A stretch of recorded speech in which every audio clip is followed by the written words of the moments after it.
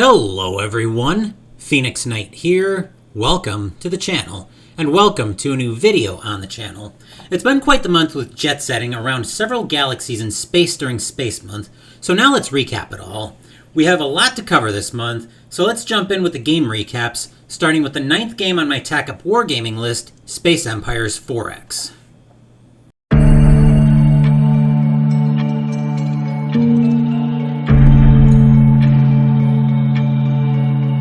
Space Empires 4X by GMT Games has you building up your space empire, hence the name of the game, with an economic focus trying to build up enough resources to be able to buy larger ships to be able to take out Doomsday machines in the case of the solo game. Your goal is to take out 3 Doomsday machines to win the game, whereas if your homeworld gets destroyed, you end up losing. So I've been really enjoying my playthroughs of Space Empires. This is definitely one I need to get out more off the channel. I've actually liked it enough that I have all the expansions now. I've got the newest one on P500 from GMT. So I do see on occasion that people complain about the bookkeeping a little bit, but I don't actually mind it too much. I do more bookkeeping when I play the Hunters than when I'm playing this game, just because I'm tracking the ships, I'm tracking what happened. So, like I said, bookkeeping's here, but I don't mind it all that much. It was the playthrough we had on the channel was a nail biter, but I actually managed to destroy all 3 Doomsday machines. It was fairly close though. But that's Space Empires 4X. Now let's move back into Twilight Inscription.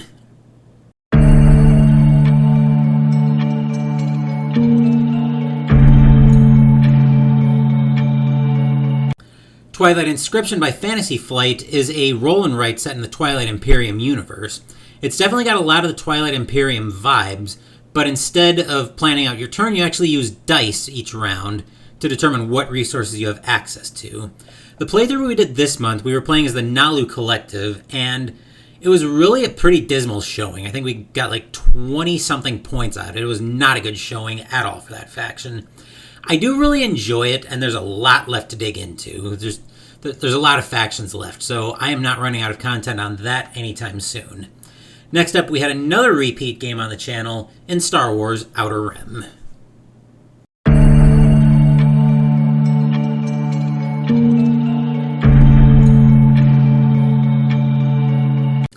Star Wars Outer Rim by Fantasy Flight has you traveling around, well, the outer rim of the Star Wars galaxy, playing as the various scoundrels, bounty hunters, and all around generally not so savory characters, we'll put it that way. We actually played a rematch of a game that I played back in 2022, I think, where I was playing Dengar and we took on Lando Calrissian.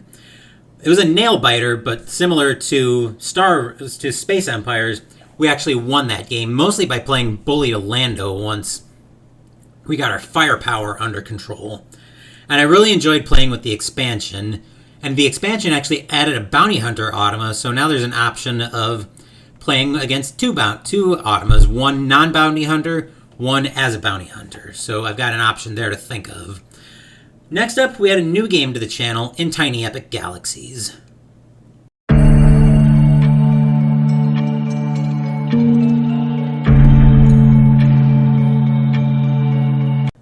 Tiny Epic Galaxies by, I've got to remember who makes this one. It's been a while.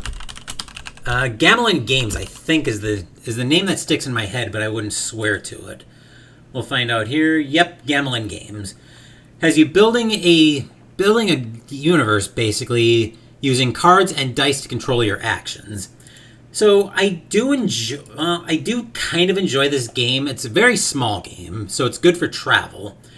I'm definitely not crazy about the dice-driven nature of the game, just because it makes any kind of planning all but impossible, both in what actions you get and what actions the automa gets. So that I wasn't the biggest fan in the world of, just not being able to control what you're doing. So that's my musing on Tiny Epic Galaxies. Next up, we had a favorite on the channel in Gaia Project.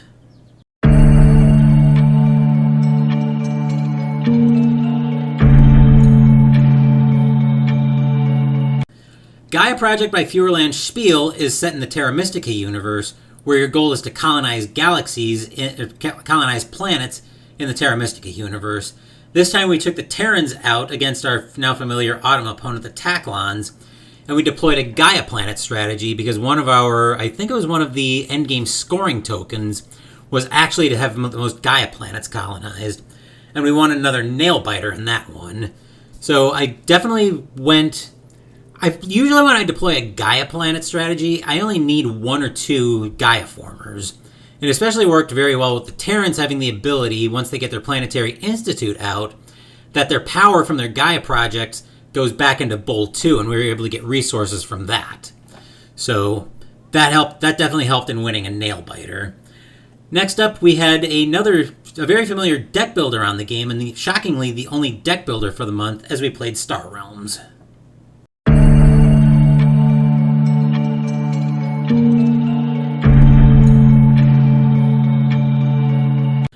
Star Realms from Wise Wizard Games is like I mentioned, is a deck builder where you're using your trade to buy ships and bases, occasionally heroes as well, but I don't think we played with any heroes in the playthroughs that we did. Your goal is basically to defeat the boss or reduce your opponent to 0 without having your health reduced to 0. On the channel, we took on Blob Assault twice because it played a lot quicker than I actually remembered. The first game ended up being on super easy because I ended up taking 4 turns before the Automa got 1, and we actually won that game fairly easily. And then we won the second game after actually remembering to play on medium difficulty and taking a turn for the Automa after our second turn, which is when it was supposed to be. That one was more of a nail biter, and it came down to the last turn, but we managed to pull it off in the end. So that's Star Realms. Now let's move to another much bigger universe in Xia, Legends of a Drift System.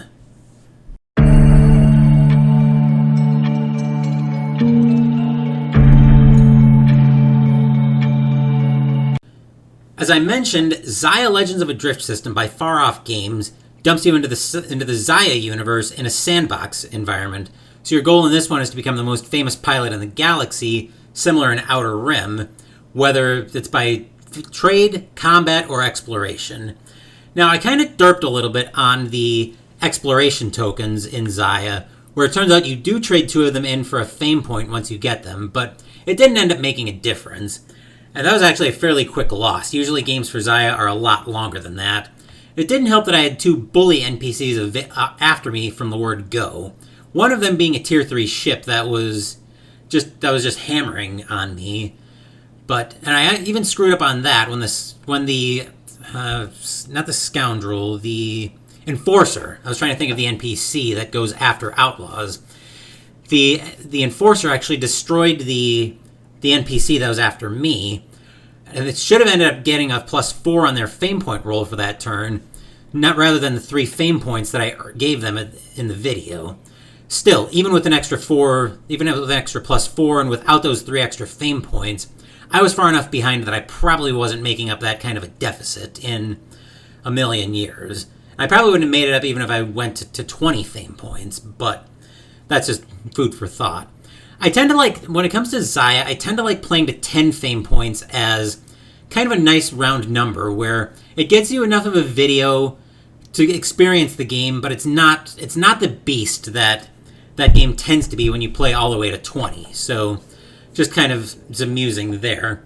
Next up, we revisited another familiar universe as we moved back to our universe to play Terraforming Mars Ares Expedition.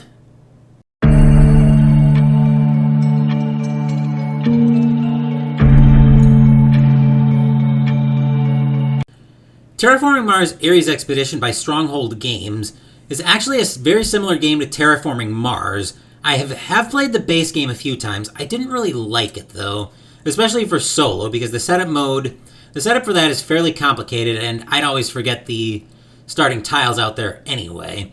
Plus, I just think Ares Expedition is so much more suited to solo, especially being a smaller game.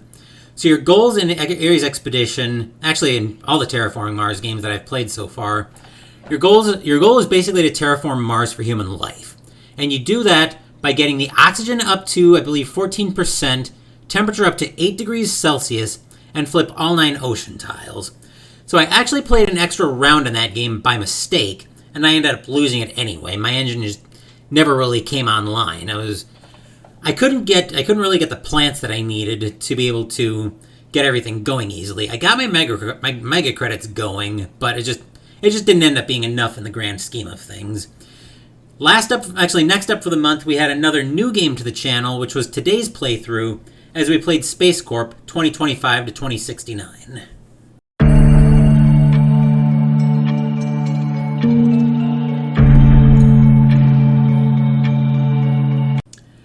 Space Corp 2025 to, actually it's 2025 to 2300 is the actual title of the game, by GMT Games, has you with a goal of trying to become the most profitable business in the galaxy by exploring the known galaxy. So it plays in a series of eras, and the nice thing about that game is you can actually break it at any era point if you need to call it for some reason. We've got the Mariners era starting off in the area of Earth, Mars, out to the asteroid belt. Then in Planeteers, you actually are exploring out to the wider solar system, going out as far as Pluto and having to account for radiation. The last era of the game is the Starfarers era, which I haven't played off the channel yet, so I didn't want to bring it on channel. We actually start exploring the stars out further in the Milky Way. So Space Corp is actually a fairly big game, but I was surprised at how fast it played for its size. There are some games where they're small and they play slow for their size. I would call Final Girl one of those games where it's very small, but it seems to play a bit on the slow side for that. This is the reverse, where it's large, but it plays fast for its size. So the mechanics are very interesting, and the theme definitely helped as well. Like I mentioned, I only played through the second era of that game.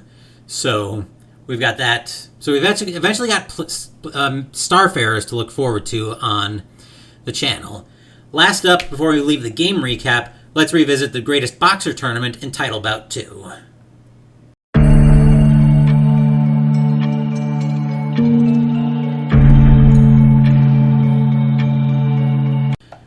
We've been playing Title Bout 2 as well from Straight Jab Media, which is a boxing simulator. This month's fights were all in the International Space Station. Yes, I know you probably wouldn't be able to get back for like 6 months, but hey, it's a simulation, so bear with me. Let's take a quick look at the current brackets for the tournament so we can see here that Rocky Marciano managed to defeat Tyson Fury in a 14-round war. Then Lennox Lewis got past Joe Frazier.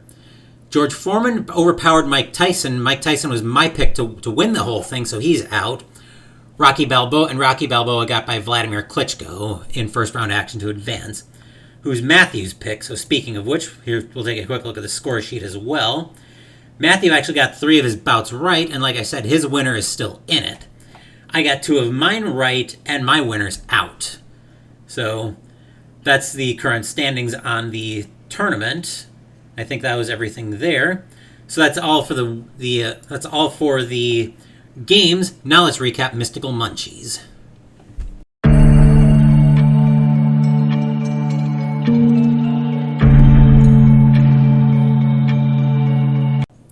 For Mystical Munchies this month, we were cooking out of the Marvel Eat the Universe cookbook. So the recipes we had this month were Dazzler's Pizza Bagels, and apparently edible glitter is a thing. I didn't know this. They turned out fine. It's definitely easy enough to add a protein to it for a meal. So just food for thought. Pizza bagels, very easy to customize. Next up for the side, we made Deadpool's Chimichanguitas. The mini tortillas on this one were actually very frustrating to work with, as you probably saw many times during the video for Deadpool's Chimichanguitas, whether it was trying to make everything fit in there, trying to seal them. It was just an all-around problem. And I actually got a tip from one of my buddies at work to use toothpicks to help you seal everything together. Probably won't be that bad going in the oil, but I suspect we'll find that out at some point. What I was able to fry actually turned out fine, and I'd probably be happier with these at full size, so I'm going to use this recipe as a redo, probably as the entree for an eventual group of Mystical Munchies. Speaking of entrees, we made the Angel's Meatloaf Wellington. That actually turned out to be really good. Very time-consuming recipe, though, and I had to make some adjustments for the pans I was able to find because they want you to use a single 9x5 pan to cook the meatloaf, and I was only able to find 3 mini pans. I think they were like 3 by 1 or 2. I think they were mini meatloaf pans is all they were. So I had to use those to cook the meatloaves in. Then I wrapped the pastries around those, and off we went. Next up for the dessert was the Nova Space Cop Galaxy Donuts. The frosting didn't set very well on this one, and I think that was because I used an already liquid form of coconut oil. So, like I said, the frosting did run off the donuts very much, and I think that was because of the liquid coconut oil I was using. And I wasn't really able to taste it on the donuts, but because I'm, again, trying to lose weight and I want to avoid donuts as much as possible, I'm not going to use this one as a recipe, as a redo. Last up, we had Nick Fury's Infinity Formula yesterday, which ended up being a strawberry banana grapefruit smoothie. And I don't know if it's because of the grapefruit juice, and I've never been the biggest fan of it in the world, but I didn't really like this at all. Plus, I don't think I got it as smooth as I would have liked, but I think I did pretty well with getting it as smooth as I could. And that's not a recipe I'm going to use as a redo for an eventual redo month of Mystical Munchies. Speaking of Mystical Munchies, that's it for that. Now let's revisit my Tack Up Wargaming list.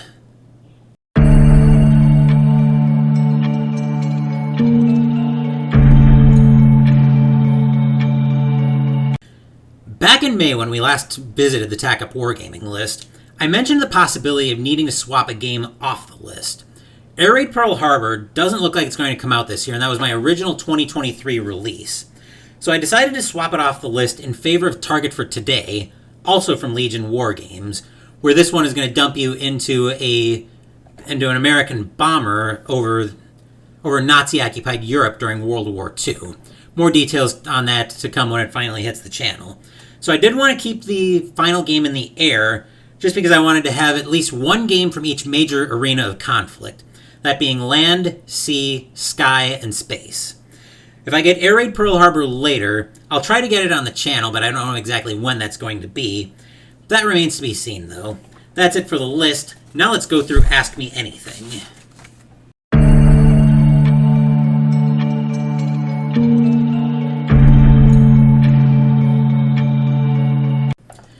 So this recap will actually mark the end of the July Ask Me Anything questions. So let's go ahead and answer those questions. We'll tab over to Excel. So in Deadpool's Chimichangitas, Matthew wanted to know, what did I study in school and has it helped during my cooking journey? When I was in school, I started off studying chemistry, but I didn't really end up liking chemistry too much. I don't know what it was, but I ended up moving into business, into management. So actually I studied operations management, all the production planning, resource planning, all of that. And it really hasn't done too much in terms of the cooking journey other than helping me land the job I have now. And I'll be celebrating 15 years at that company on Friday. So that's really all. It's Friday, or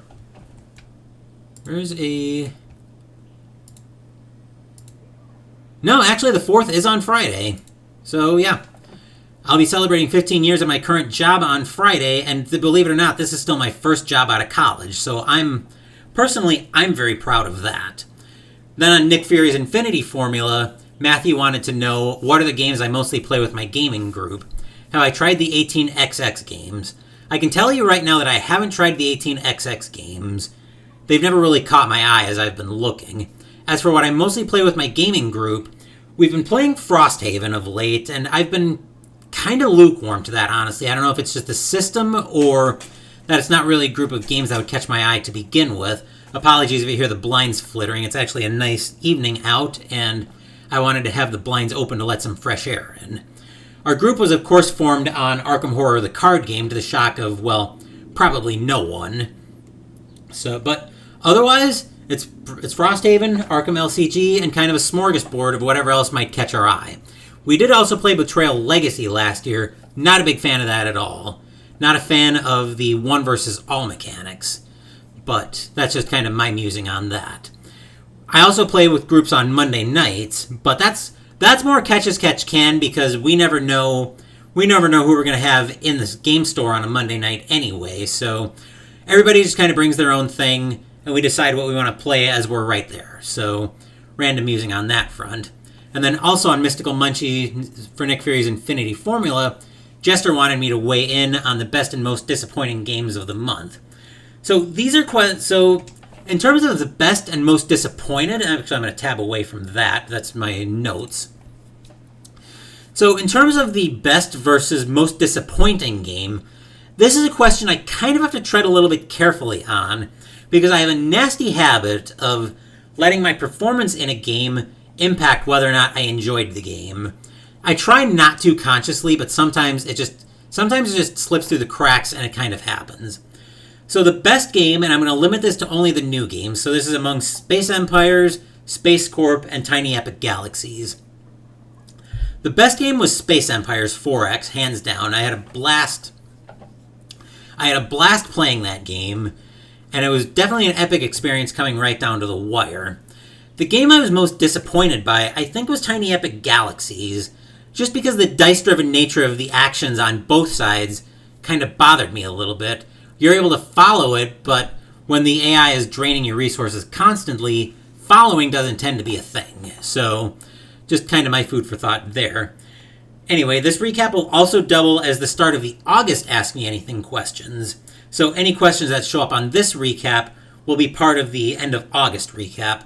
As a reminder, if you have a question you want to ask me, that you want me to answer for the Ask Me Anything segment, leave it on any video starting with this recap until the last video of the month with an AMA tag, and I'll answer it during the next recap. Again, if its question is deemed too personal, I reserve the right to not answer it. So, speaking of August, let's talk about what's coming in August.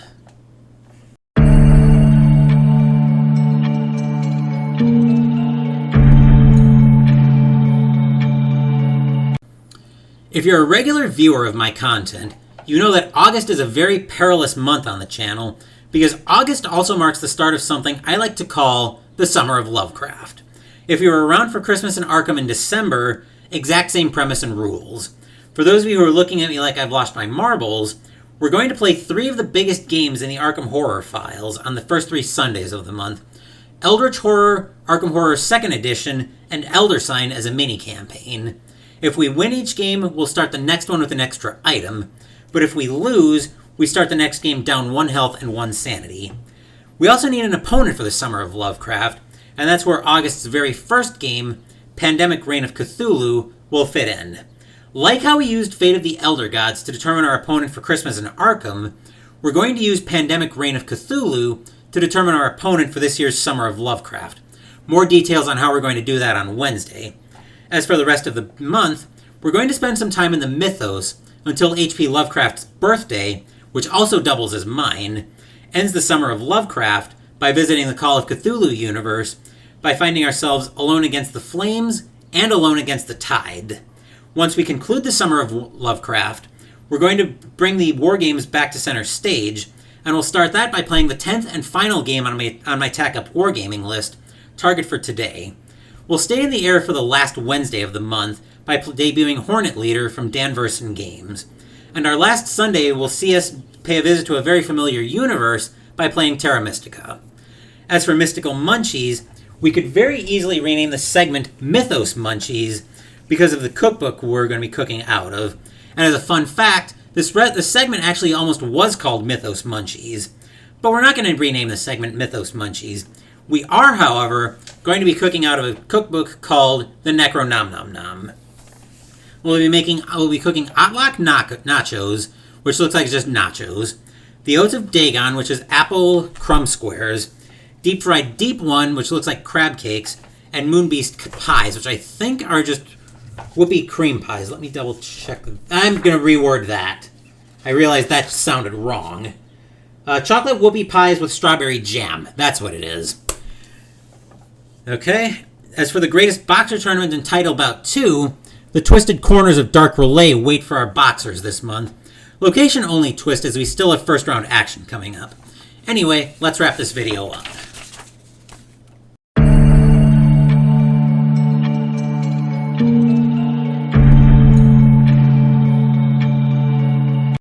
That's the end of July recap. The Summer of Lovecraft will get started over the next 2 game videos with the Play-In Game Wednesday, Pandemic Reign of Cthulhu, and the first leg of the campaign on Sunday as we play Eldritch Horror. Thank you for watching the video. Please give the video a thumbs up and subscribe to the channel. Be sure to turn on notifications so you get my content. Be well, stay safe, take care of yourselves and your loved ones, and I'll be back with more videos in the future. Until then, take care everyone.